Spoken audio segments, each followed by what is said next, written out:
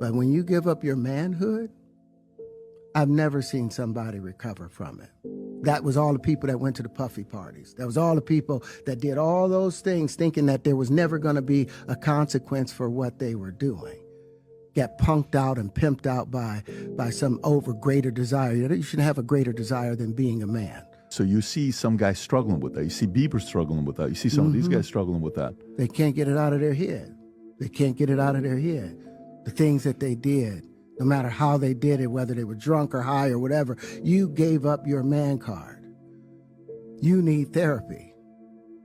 And that's the thing that hurts them the most. And so they end up on drugs, end up every way to try and get rid of any principles there are. And that's what the business does. And the women that trade their bodies to go and get the role, they get to the point where they have their Oscar, they have their money, but they don't have their dream. They don't have the soul that they started with. So it's like achieving don't mean anything. If I get all the Nobel Prizes from doing all of this, but in the process I have to trade out all of my integrity to do it so that they can stay in place, what benefit is that if I lose my integrity? You got to go in as a principal. And what we were brought in here as men. We produce 1,500 sperm per heartbeat for a reason, because the aggression is necessary. You don't trade that in, no matter what. Did you ever have the opportunity where you got invited and you said no to it? Hell yeah. What was the consequences when you said no? Puffy invited me for weeks, asking me to come and teach him how to, wanted me to be his acting coach for a while. Go there and he's sitting around just looking.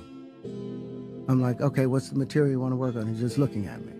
Then next thing you know, okay, hey, will you help me? I want to hear your music. So I come over there and I play the music. And he's sitting there, just looking at me, like waiting. Okay. So then my assistant was like, he wants to hang out with you next week. And I was like, for what? He's like, I think he's trying to f you. That's what my assistant said. I was like, oh, okay. Now I get it. So now no more communication.